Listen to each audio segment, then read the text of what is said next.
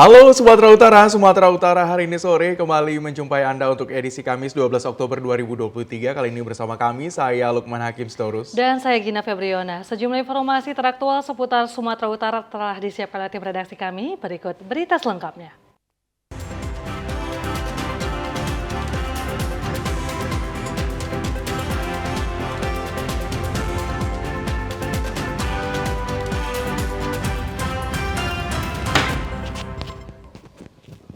Saudara, tim unit Reskrim Polsek Simpang 4 Polres Asahan meringkus pengedar sabu saat menunggu pembeli di Pondok Asahan, Sumatera Utara. Dari tangan pelaku, petugas menyita 6 paket sabu-sabu. Inilah suasana petugas dari unit Reskrim Polsek Simpang 4 Polres Asahan saat berusaha menangkap seorang pria berinisial HN yang diduga memiliki narkoba jenis sabu di sebuah pondok Dusun 1 Desa Pulau Maria, Kabupaten Asahan. Polisi dan pelaku sempat bergumul karena pelaku terus berontak saat akan mau diamankan. Akhirnya pelaku pasrah dan menyerahkan diri saat dilakukan pemeriksaan dan benar saja dari tangan tersangka petugas mendapati 6 paket narkoba jenis sabu-sabu siap edar. Ibtu Roni, Kanit Reskrim Polsek Simpang 4 mengatakan penangkapan pelaku atas informasi warga yang resah akan peredaran narkoba di wilayah tersebut. Selanjutnya pelaku langsung dibawa ke Mapolsek Simpang 4 guna pemeriksaan lebih lanjut. Kami mendapat informasi bahwasannya ada seseorang dengan ciri-ciri yang sudah dikasih tahu ke kami sedang menguasai narkotika jenis sabu, yaitu di wilayah di pinggir rel Dusun 1 Desa Pulau Maria, Kecamatan Teluk Dalam, Kabupaten Asahan. Pada saat itu kita langsung melakukan penyergapan kepada orang dengan ciri-ciri yang dimaksud, dan setelah digeledah kami menemukan 6 paket kecil sabu dari tangan sebelah kanannya yang dibungkus dengan kotak kecil warna hitam. Ya, pelakunya berinisial HE, merupakan residivis dengan perkara yang sama. Untuk penyelidikan dan penyidikan lebih lanjut, pelaku diserahkan ke Sat Narkoba Polres Asahan. Jika terbukti bersalah, pelaku terancam hukuman di atas 7 tahun. Informasi selanjutnya pemirsa, diduga pengemudi truk tronton tidak memperhatikan jarak aman. Seorang ibu rumah tangga tewas tertabrak truk di Jalan Lintas Medan Lubuk Pakam, Kecamatan Tanjung Berawa. Dalam rekaman video amatir yang direkam warga di lokasi kejadian, pasca terjadinya kecelakaan yang menewaskan seorang ibu rumah tangga di Jalan Lantas Medan Lubuk Pakam kilometer 21, tepatnya di Dusun 5 Desa Tanjung Baru, Kecamatan Tanjung Berawa, Kabupaten Deli Serdang. Korban tewas di tempat saat hendak menghindari satu truk yang tiba-tiba akan memutar. Kejadian bermula pada saat truk jenis Mitsubishi Tronton yang dikemudikan oleh Selamat datang dari arah Medan menuju tebing tinggi. Sesampainya di lokasi kejadian tidak menjaga jarak aman dengan kendaraan yang ada di depannya, sehingga menabrak sepeda motor Honda Vario yang dikendarai oleh Dini Sustiani yang saat itu sedang berhenti di badan jalan arah Medan tebing tinggi, tepatnya di lajur 2 dikarenakan hendak menyeberang. Kanit Gakum Polresta Deli Serdang Ibtu Robertus Gultom mengatakan korban tewas di lokasi kejadian. Kronologis kejadiannya sebagaimana kami di TKP, kejadiannya pada hari Senin tanggal 9 Oktober 2003 sekitar pukul 16.30 WIB. Jadi kejadian laka lantas tersebut yang merenggut nyawa korban seorang perempuan pada saat mau berbelok ke arah kanan jalan, kemudian disorong oleh sebuah truk tronton. Terjadilah laka lantas tersebut. Namun dulu untuk dalam perkara ini kami masih menyelidiki, mendalami perkara ini sehingga terjadinya demikian. Sepeda motor seperti kita lihat ini kita sita dalam keadaan remuk.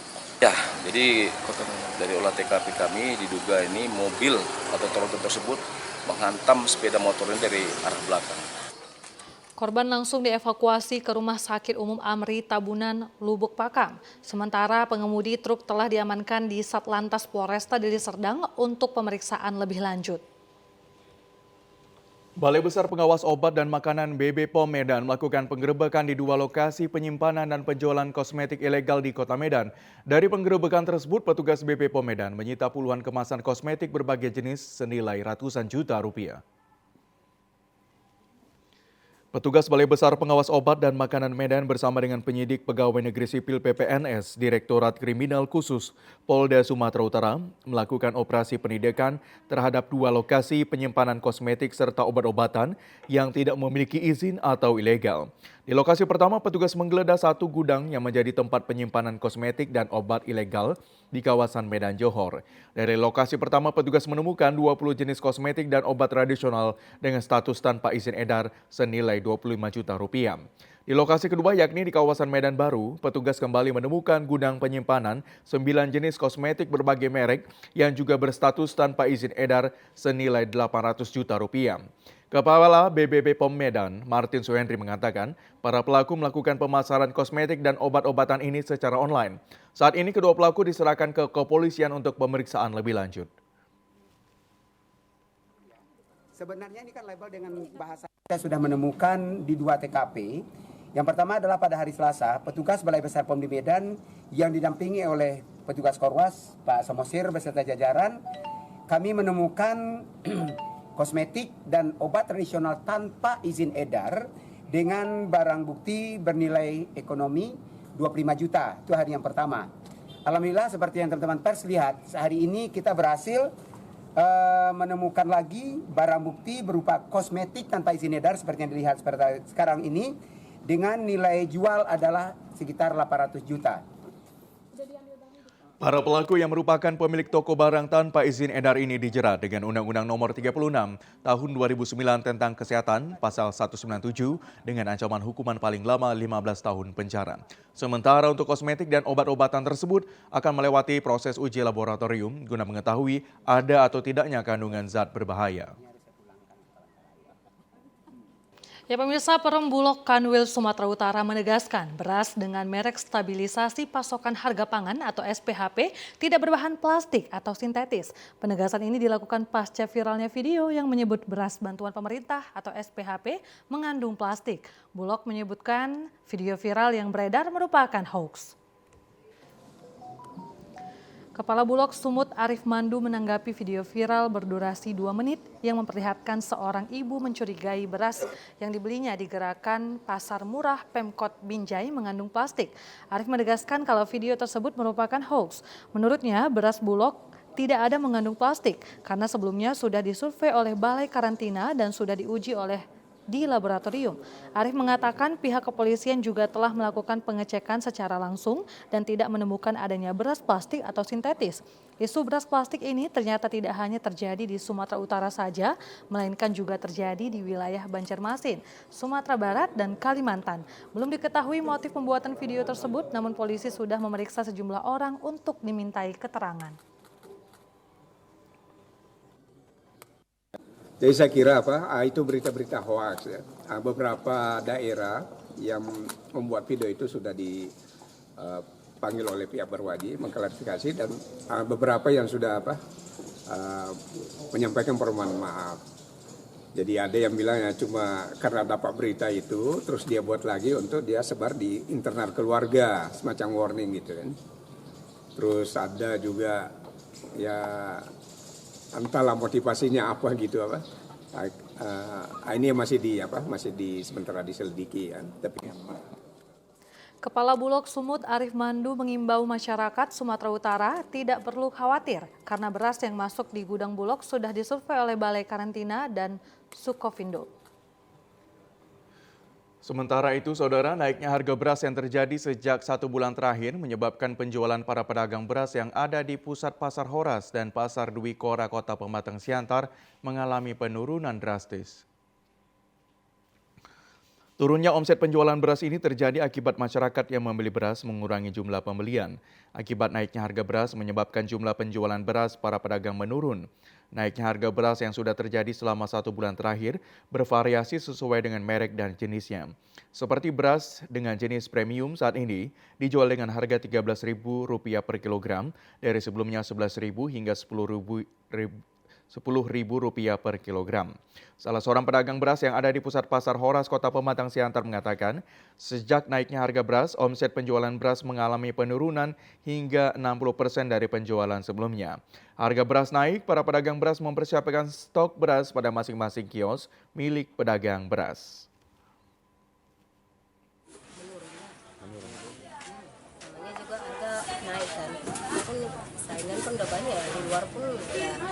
aja ngapain orang itu ke pajak ya kan, jadi makanya dekat rumah. Ya ada lah Bang, apalagi sekarang bantuan banyak keluar kan, ya pastinya pembeli dingin lah. Ya udah gitu yang biasa belinya ambil yang 10 kilo jadinya eceran, ya dari 30 kilo jadinya eceran.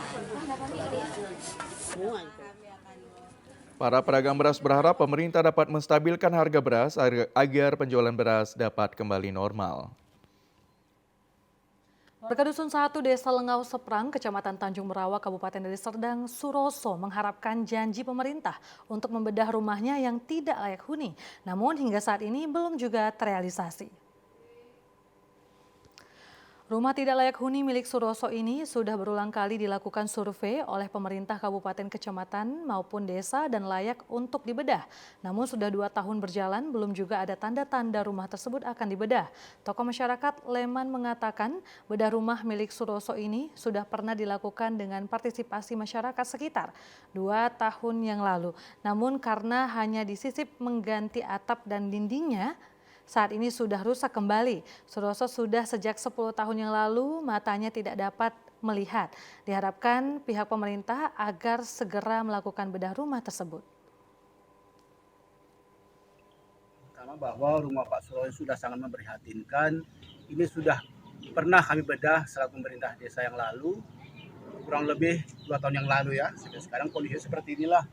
Kita berharap kepada pemerintah, terutama pemerintah desa, kecamatan, atau selanjutnya berharap agar kiranya rumah Pak Suroso ini dapat dibedah kembali dan lebih permanen daripada yang telah pernah dibedah 2 tahun yang lalu, Pak. Itulah harapan kami, warga masyarakat Desa Seberang beserta Bapak yang ada, beberapa orang di belakang kami yang telah menyaksikan bangunan ini sebelumnya, Pak. Sementara Kepala Desa Lengau Seprang, Suherlianto mengatakan pemerintah melalui program bantuannya seperti PKH sudah menerimanya. Namun untuk program bedah rumah masih menunggu giliran dan sudah masuk daftar antrian. Untuk tahun 2023 ini akan segera terrealisasikan bedah rumah Suroso ini. Jadi untuk permasalahan rumah Pak Suroso selama ini dari pemerintahan yang telah diberikan bantuan yaitu berupa kegiatannya itu untuk apa, KIS, untuk kartu KIS sudah ada, dan juga program PKH itu Pak Suroso sudah mendapatkan, dan kemarin sudah kita ajukan juga untuk bantuan bedah rumah melalui PCN. Suroso sangat berharap pemerintah Desa Lengau Seprang dapat mewujudkan janji untuk membedah rumahnya karena sudah sejak 2 tahun yang lalu namanya sudah masuk dalam program bedah rumah. Puluhan mahasiswa yang tergabung dalam Aliansi Badan Eksekutif Mahasiswa mendatangi kantor Bupati Mandailing Natal untuk menuntut keadilan dan penanganan stunting di Mandailing Natal. Seorang balita warga Kecamatan Penyambungan, Kabupaten Mandailing Natal yang menderita gizi buruk dikabarkan beberapa hari lalu balita malang itu akhirnya menghembuskan nafas terakhir di usia 10 bulan. Diketahui balita malang ini menderita gizi buruk dan tidak pernah mendapatkan penanganan kesehatan dari tim medis. Atas meninggalnya balita malang ini membuat puluhan mahasiswa yang tergabung dalam Aliansi Badan Eksekutif Mahasiswa se-Kabupaten Mandailing Natal berunjuk rasa di kantor Bupati Mandailing Natal. Mahasiswa yang menggelar demo di kantor Bupati ini membawa replika keranda mayat sebagai bentuk protes dan kekecewaan terhadap pemerintah yang dinilai lambat menangani gizi buruk atau stunting di Mandailing Natal. Keranda jenazah yang dibawa mahasiswa ini bertuliskan Innalillahi wa inna ilaihi raji'un, hilang sudah kendali keadilan. Yang pertama itu kita tahu data stunting di 2021-2022, tapi kita tidak menemukan data stunting di 2023. Apa gunanya? Agar seluruh stakeholder ini, dalam hal ini kita mahasiswa, bisa membantu pemerintah daerah untuk memberikan angka stunting, bisa menjadi sebagai relawan yang ikhlas beramal. Karena mengingat beberapa hari yang lalu sangat memicu dan memanggil diri kita sebagai mahasiswa, kita dengar kabar duka ada bayi yang berusia 10 bulan. Dugaan terbesarnya itu dampak dari stunting dan gizi buruk. Terus terlepas dari itu, kita juga baca banyak berita, salah satunya dari Komisi 9 DPR RI yang menyatakan bahwasanya hampir rata-rata daerah itu mayoritas dana terkait stunting itu 10 miliar, dan rata-rata yang dikritiki di situ dialokasikan untuk rapat dan perjalanan dinas. Kita harap itu tidak terjadi di daerah kita, khususnya di Kabupaten Mandailing. Akibat tidak bisa ditemui Bupati dan Wakil Bupati, mahasiswa memilih membubarkan diri dan berjanji akan melakukan aksi lanjutan dengan massa yang lebih banyak lagi. Ya, pemirsa, bendungan Sungai Aek Mata di pusat kota penyambungan dicemari sampah rumah tangga dan ditutupi rumput liar. Hal tersebut menyebabkan sungai menjadi kotor dan mengeluarkan aroma bau busuk. Bendungan Sungai Aek Mata ini menjadi tempat bermain anak-anak dan mencari barang bekas untuk dijual kepada pengumpul. Bendungan Sungai Aek Mata ini menjadi tempat sampah rumah tangga yang dibuang masyarakat ke sungai. Selain sampah yang merusak pemandangan sungai di pusat kota ini, rumput liar juga tumbuh subur di sungai yang menyebabkan aliran sungai semakin kecil. Akibat tumpukan sampah ini menyebabkan aliran sungai menjadi kotor dan mengeluarkan aroma tidak sedap. Kondisi ini membuat para pedagang yang berada di pinggir Sungai Aek Mata mengeluh karena kurangnya perawatan dan pengerukan sampah dari pemerintah daerah. Bahkan masyarakat yang berada di lokasi ini khawatir terjadi banjir luapan saat hujan turun. Kondisinya sangat kotor, banyak sampah, banyak rumput-rumput liar dan hewan-hewan liar, Pak.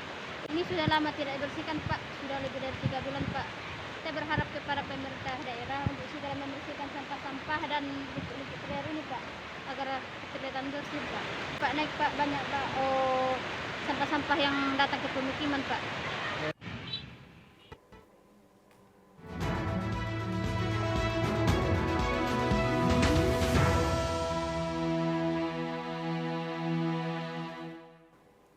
Pemirsa, Komisi Pemilihan Umum Kota Medan mengajukan anggaran senilai 82 miliar rupiah lebih ke Pemko Medan untuk biaya penyelenggaraan Pilkada serentak 2024 mendatang.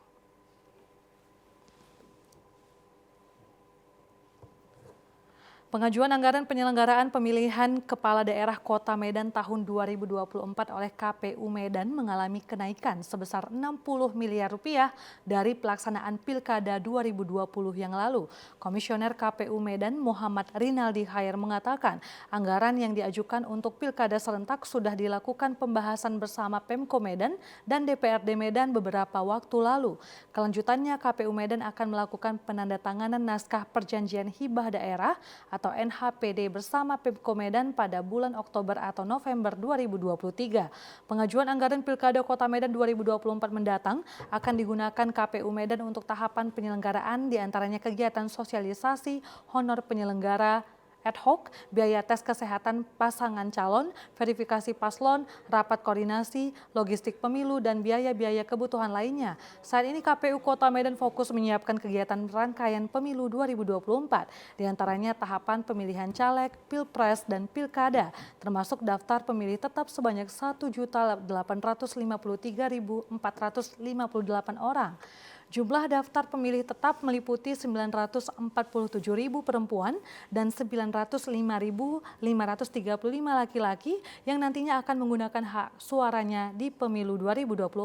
Sementara untuk jumlah tempat pemungutan suara TPS tersebar di Kota Medan sebanyak 6.933 lokasi di 151 kelurahan dan 21 kecamatan Kota Medan.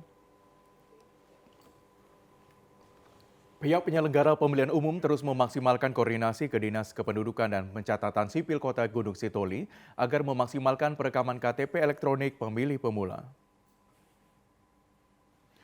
Sinergitas sesama penyelenggara negara termasuk Komisi Pemilihan Umum dan Bawaslu serta Dinas Dukcapil Kota Gunung Sitoli telah berlangsung sejak dimulainya tahapan pemilihan umum serentak tahun 2024.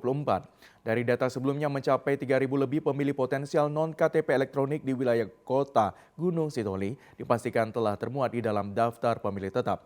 Saat ini, tahapan di Komisi Pemilihan Umum telah mengakhiri masa batas akhir pencermatan daftar calon sementara anggota legislatif menuju jadwal penetapan daftar calon tetap pada 3 November 2023 mendatang.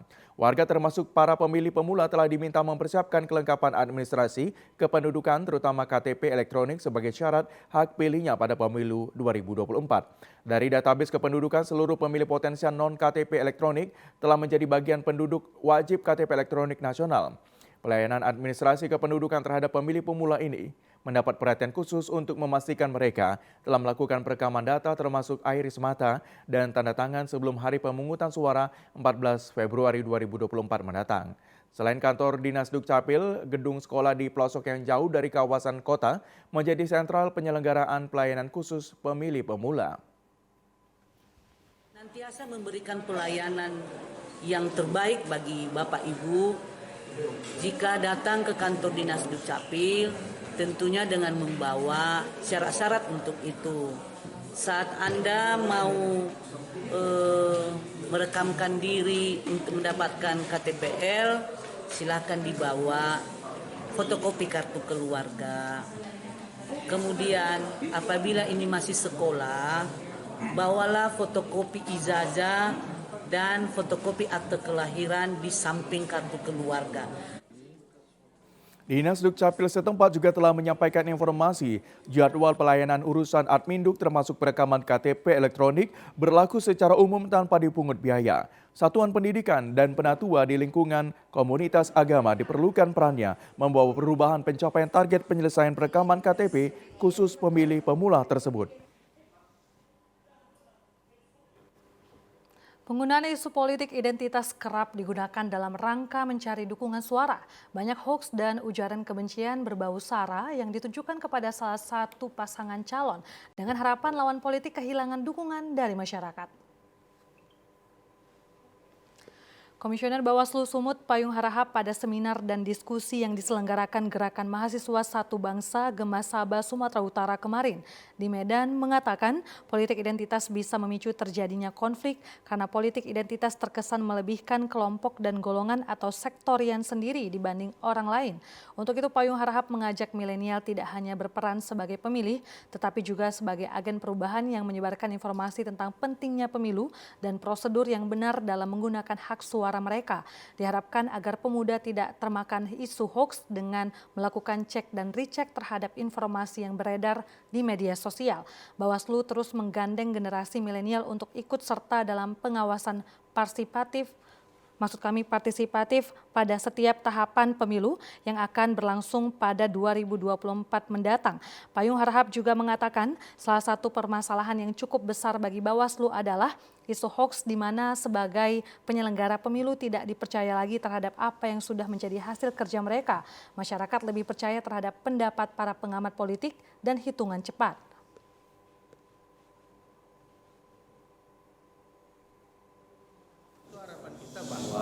Bagi setiap penerima informasi itu untuk memastikan apakah itu informasi yang sudah valid, terutama bagi kami sebagai penyelenggara. Kami memang penyelenggara adalah lembaga yang sah dalam melakukan tahapan penyelenggaraan pemilu ini.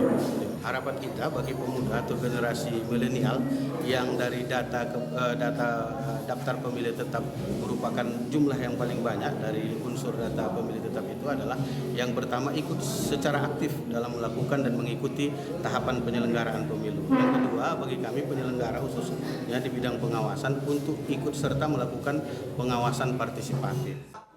Ketua DPW Gemasaba Sumut Muhammad Ali Pramana mengatakan partisipasi pemuda sangat dibutuhkan dalam mengawasi tahapan pemilu yang sedang berjalan. Dikatakan saat ini di Indonesia sebanyak 34,45% pemilih dari 261 juta penduduk adalah milenial. Namun sayangnya masih banyak anak-anak muda belum bisa mencerna dan memilih berita-berita hoaks yang dapat memecah belah persatuan dan kesatuan bangsa.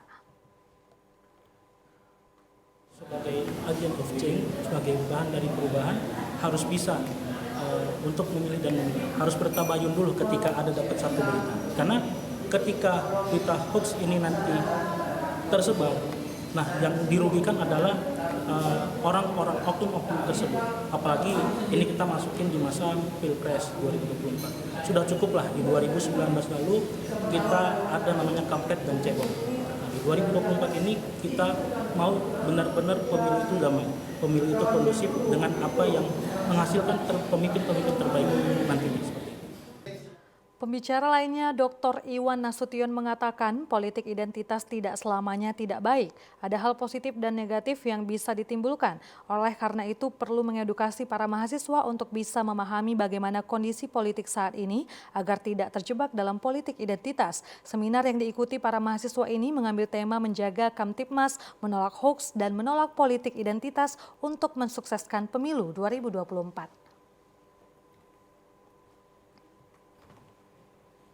Dalam mensukseskan pemilu tahun 2024, Badan Pengawas Pemilu Bawaslu Kabupaten Labuan Batu mengajak sejumlah penyandang disabilitas untuk turut serta dalam pengawasan saat pelaksanaan pemilu.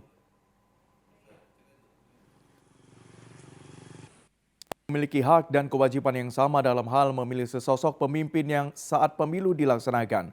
Dalam kesempatan ini, Bawaslu Kabupaten Labuan Batu mengajak penyandang disabilitas turut ikut serta dalam melaksanakan pengawasan pada pelaksanaan pemilu. Dalam kegiatan sosialisasi ini, Bawaslu Kabupaten Labuan Batu secara langsung memfasilitasi serta memberikan edukasi pemahaman terkait kepemiluan bagi penyandang disabilitas. Ketua Bawaslu Kabupaten Labuan Batu, Wahyudi, mengatakan dalam kesempatan ini Bawaslu memberi kesempatan ruang bagi penyandang disabilitas bidang pengawasan tentunya, di mana jika memenuhi syarat dan kriteria Bawaslu bisa mengakomodir kaum disabilitas menjadi pengawas TPS.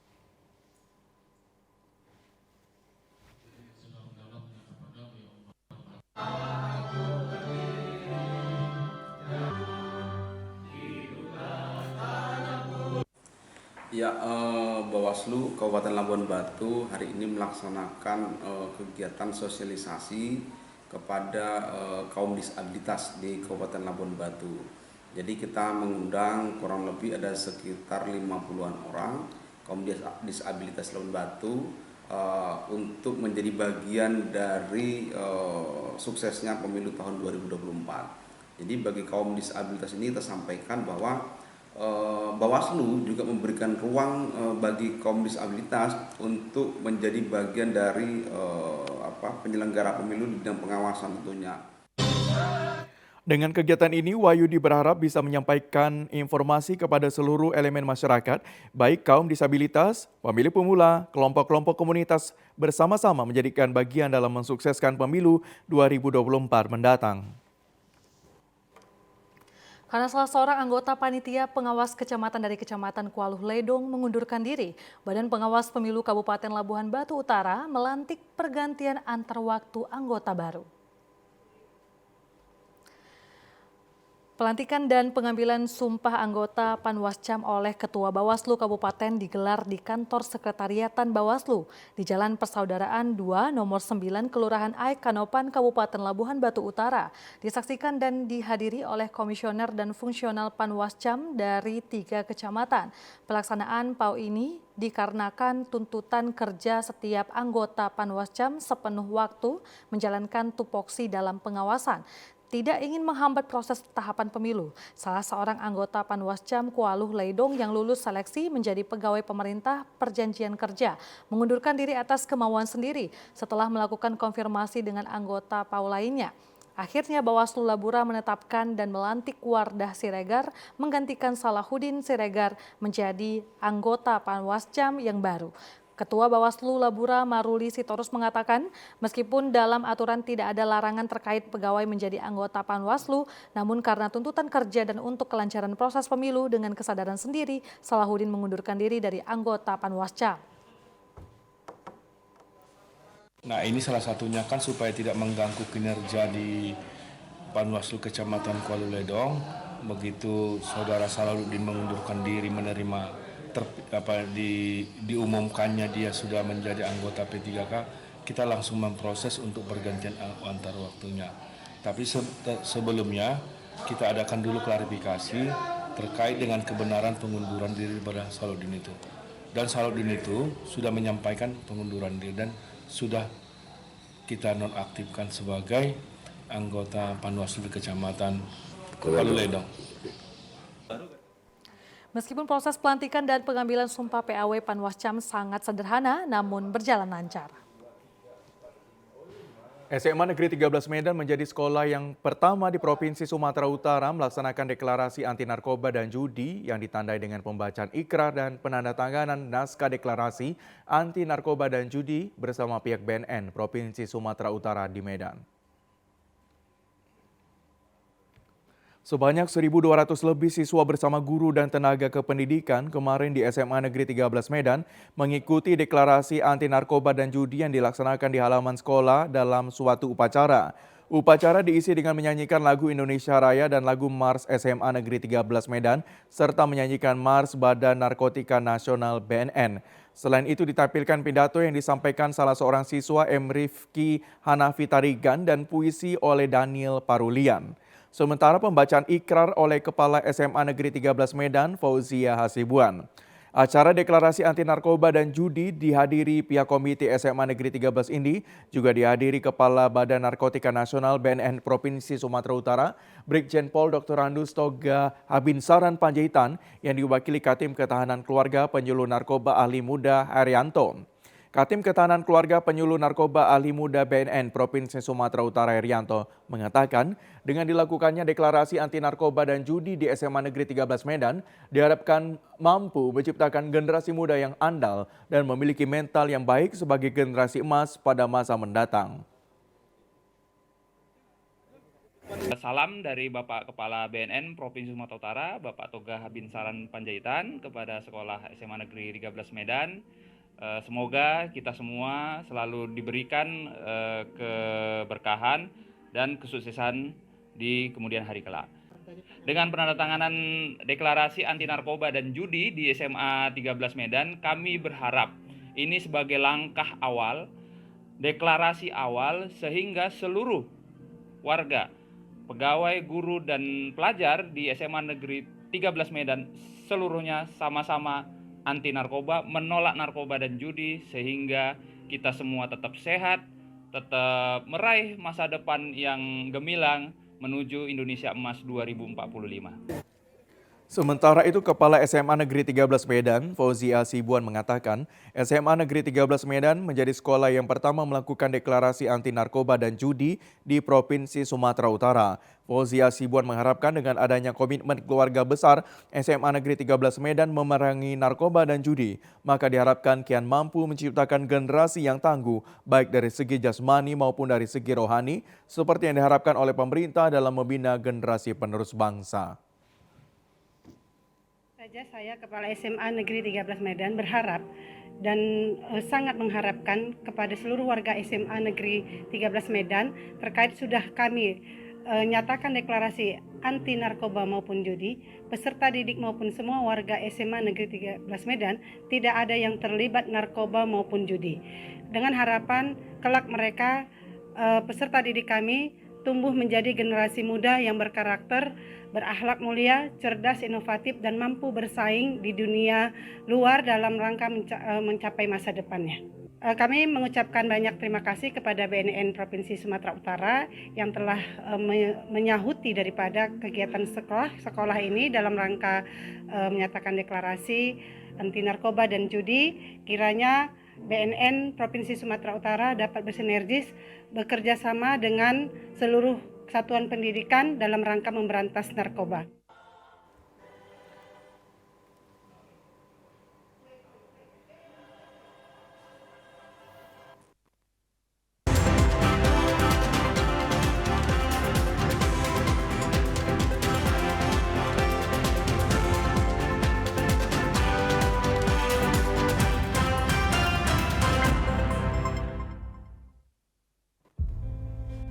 Para korban harus berani melapor karena sudah ada ruangan dan petugas yang tepat untuk memberikan penanganan dan perlindungan yang terbaik bagi korban.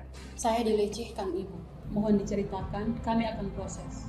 Dalam Undang-Undang TPKS tidak ada lagi ruang bagi pelaku kekerasan seksual lolos dari hukuman. Semua harus diproses di pengadilan. Damai saja bisa kan? Tidak bisa, Ibu. Undang-Undang TPKS ini juga memastikan keterangan saksi dan korban disertai satu alat bukti sudah cukup menjebloskan pelaku. ke penjara. Undang-Undang TPKS berlaku 9 Mei 2022. Ini wujud negara hadir untuk melindungi hak korban. Untuk itu, jangan takut untuk melapor.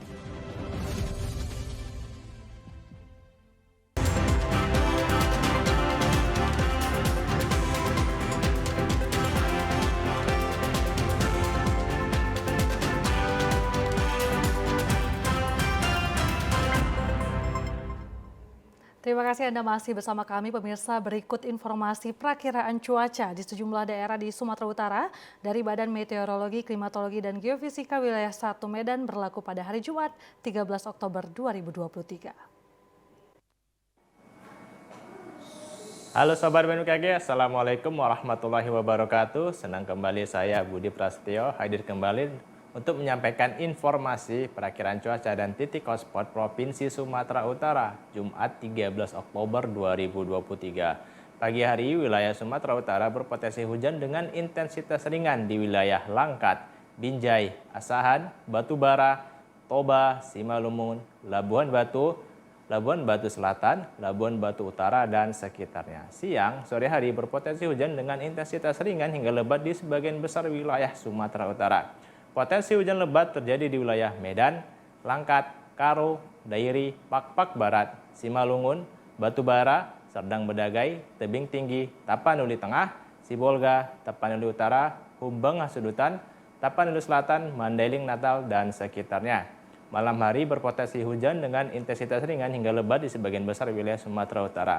Potensi hujan lebat terjadi di wilayah Langkat, Binjai, Deli Serdang, Medan, Serdang Bedagai, Tebing Tinggi, Asahan, Tanjung Balai, Karo, Dairi, Pakpak Barat, Humbang Hasudutan, Samosir, Toba, Simalungun, Tapanuli Utara, Tapanuli Tengah, Sibolga, Tapanuli Selatan, Padang Sidimpuan, Mandailing Natal, Padang Lawas Utara, dan sekitarnya.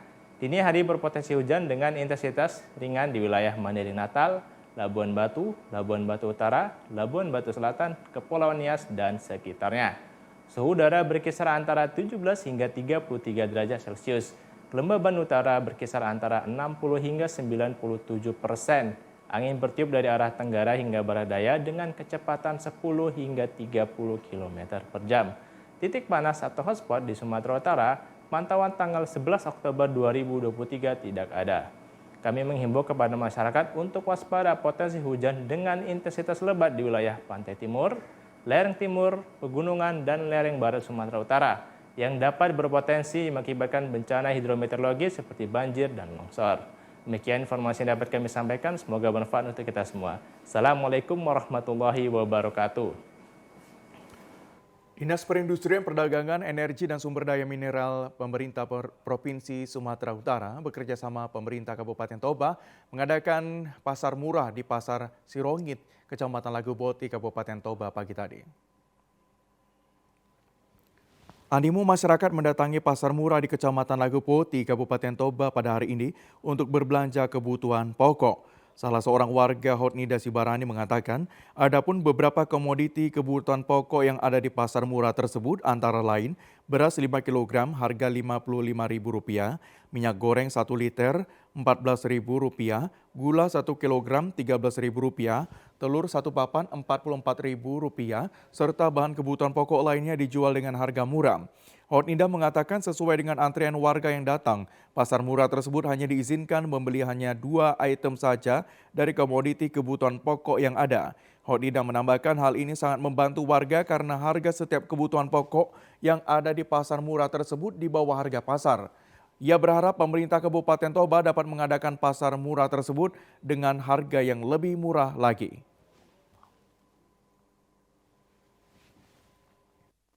Kalau menurut saya biasa-biasa aja karena harganya tidak terlalu jauh berbeda dengan harga pasar.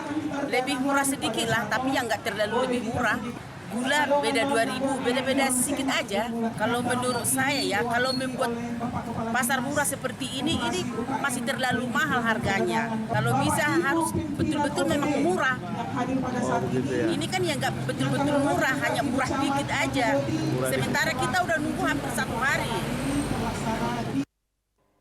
Sementara itu, Kepala Dinas Perindustrian Perdagangan dan Koperasi UKM Kabupaten Toba, Salomo Simanjuntak mengatakan pelaksanaan pasar murah ini adalah untuk menjaga ketersediaan barang serta pendistribusian bahan pokok dan barang penting lainnya di masyarakat menghadapi Natal dan Tahun Baru yang tinggal beberapa bulan lagi. Tujuan pasar murah ini digelar agar masyarakat yang kurang mampu dapat mendapatkan bahan pokok dengan harga yang terjangkau menjelang Natal dan Tahun Baru. Selain itu, kegiatan pasar murah ini antisipasi permainan spekulan dengan menimbun sembako yang menjadi pemicu kenaikan harga.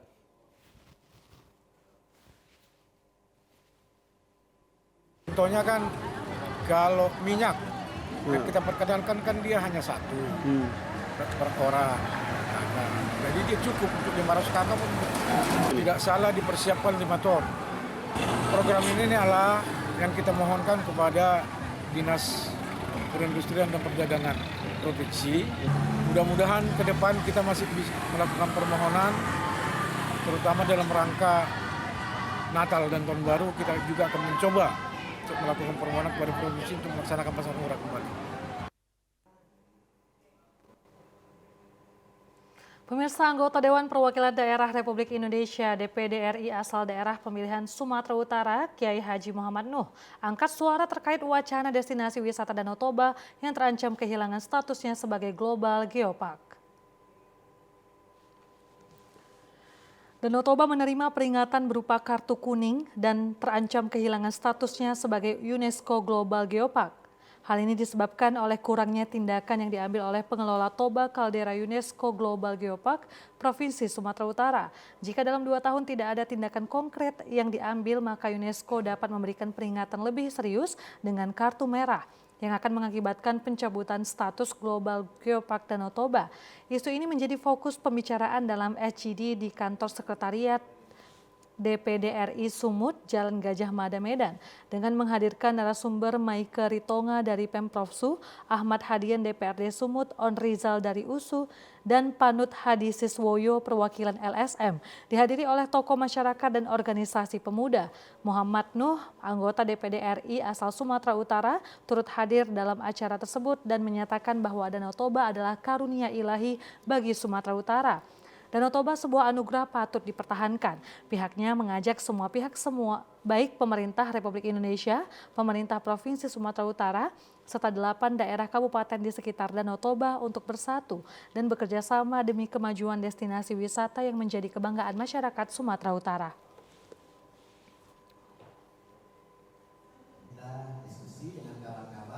Kita terpanggil betul untuk mendalami masalah-masalah yang ada terkait dengan kaldera Toba Geopark, ya.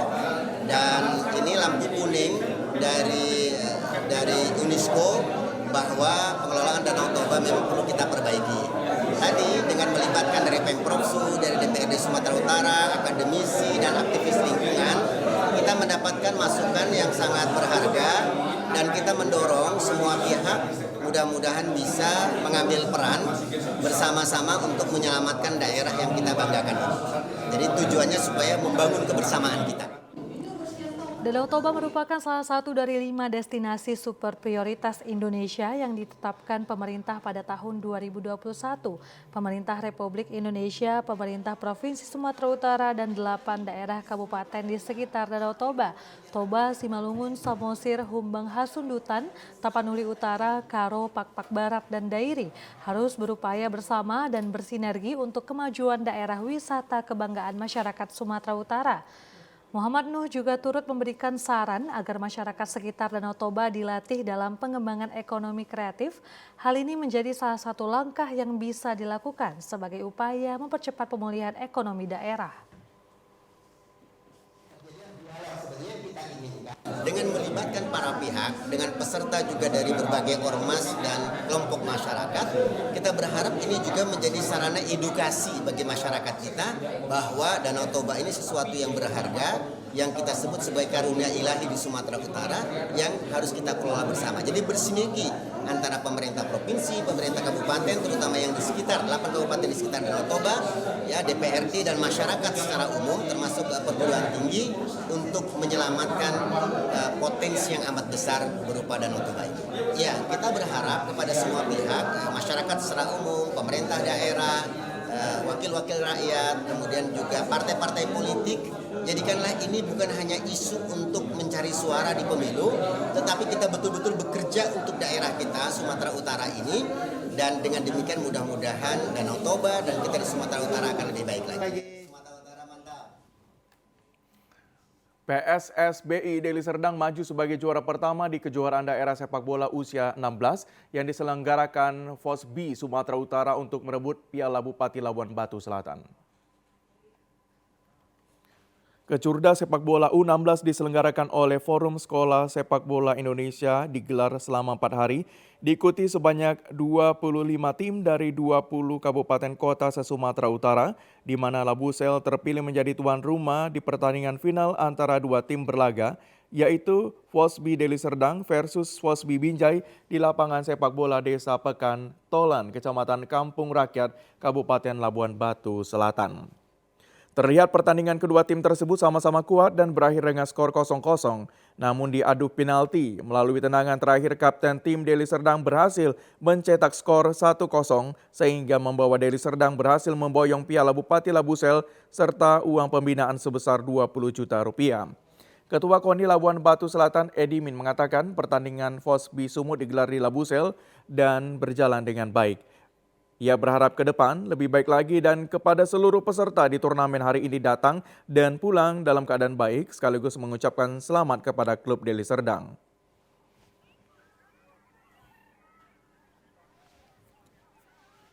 Alhamdulillah pertandingan untuk FOSBI tingkat provinsi Sumatera Utara dilaksanakan dengan piala saya sendiri. Alhamdulillah berjalan dengan baik. Dan kami berharap ke depan lebih baik lagi. Dan insya Allah para pemain POS yang ikut turnamen hari ini datangnya dalam keadaan sehat, kembalinya pun semua dalam keadaan sehat, tidak bersalah apapun. Dan selamat kepada juara 1 Kota Padang Medan dan juara 2 yaitu Kabupaten Deli Serdang.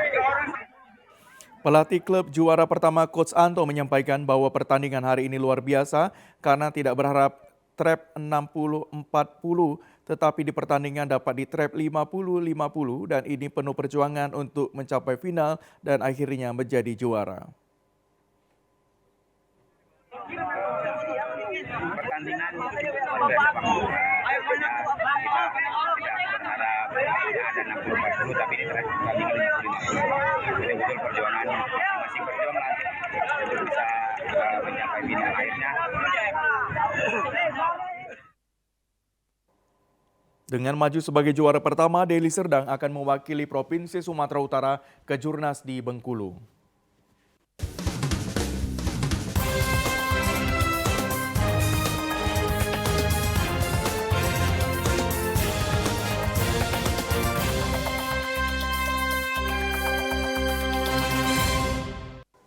Informasi pertama dari Bengkulu, saudara, sebanyak 34 ton beras murah telah didistribusikan menghadapi kondisi kekeringan dan kekurangan pangan di Kabupaten Seluma. Beras murah dari Bulog telah didistribusikan ke seluruh kecamatan. Jumlah beras yang telah didistribusikan mencapai 34 ton, dengan rincian 30 ton di 13 kecamatan dan 4 ton di Kantor Dinas Ketahanan Pangan Kabupaten Seluma. Kepala Dinas Ketahanan Pangan Kabupaten Seluma, Amri, menyatakan Kabupaten Seluma masih membutuhkan penambahan stok beras dari Bulog karena mengingat gagal panen berdampak hingga 4 bulan ke depan. Kalau untuk sekarang yang paling parah itu daerah Talo. Talo induk, Talo kecil, dan hilir Talo. Sekarang kan masih dari kecamatan, kita minta koordinasi kecamatan yang akan minta merekomendasikan ke DKP untuk bisa menyalurkan beras murah. Harga beras di Kabupaten Seluma saat ini masih tinggi. Menurut pantauan pemerintah, harga beras mencapai Rp230.000 per 15 kg dari harga semula yang hanya berkisar Rp200.000. Kontributor Seluma, Topan Libero, TVRI Bengkulu, melaporkan. Ya pemirsa, akibat kekeringan yang berkepanjangan 675 hektar di Kota Bengkulu mengalami kekeringan. Bahkan menurut Dinas Ketahanan Pangan dan Pertanian Kota Bengkulu, hampir seluruh tanaman padi dipastikan gagal panen.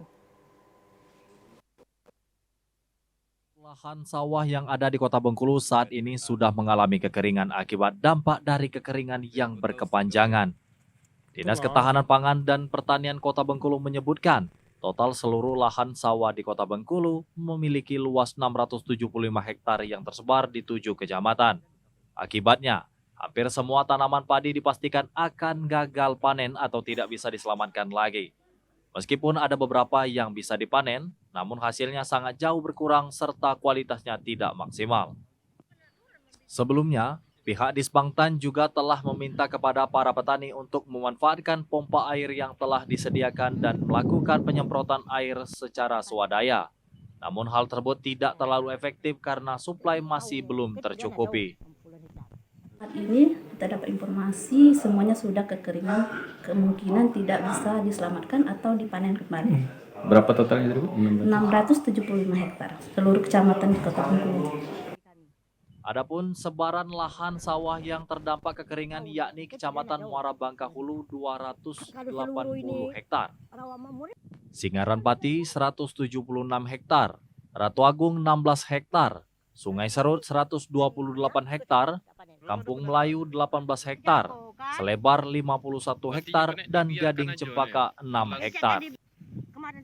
Hairil Ansori, TVRI Bengkulu, melaporkan. Dinas Peternakan dan Kesehatan Hewan Kabupaten Sinjai menggelar pelayanan kesehatan hewan dan vaksinasi rabies di halaman kantor Dinas Peternakan dan Kesehatan Hewan Kabupaten Sinjai.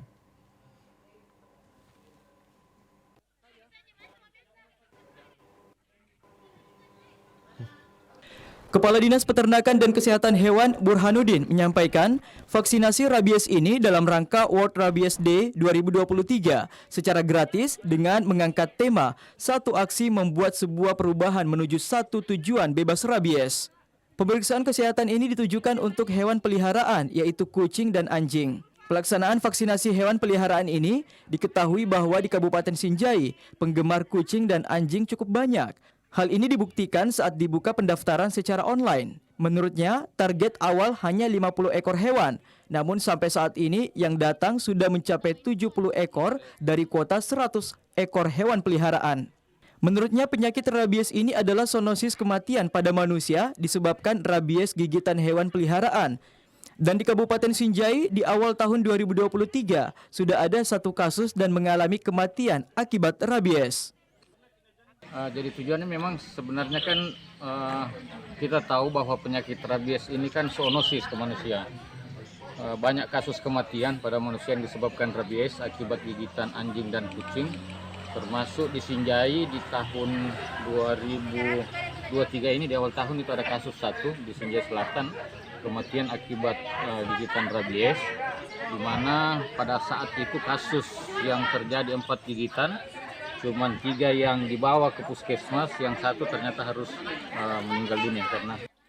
Untuk mengantisipasi kasus ini, pihaknya melakukan vaksinasi rabies terhadap hewan peliharaan, terutama hewan peliharaan anjing yang dapat mengancam keselamatan masyarakat. Dari Kabupaten Sinjai, Mustari Pardi melaporkan. Informasi tadi mengakhiri jumpa kita di Sumatera Utara hari ini sore. Mewakili kerabat kerja yang bertugas, saya Lukman Hakim Storus. Dan saya Gina Febriona mengucapkan terima kasih atas perhatian Anda. Selamat sore dan sampai jumpa.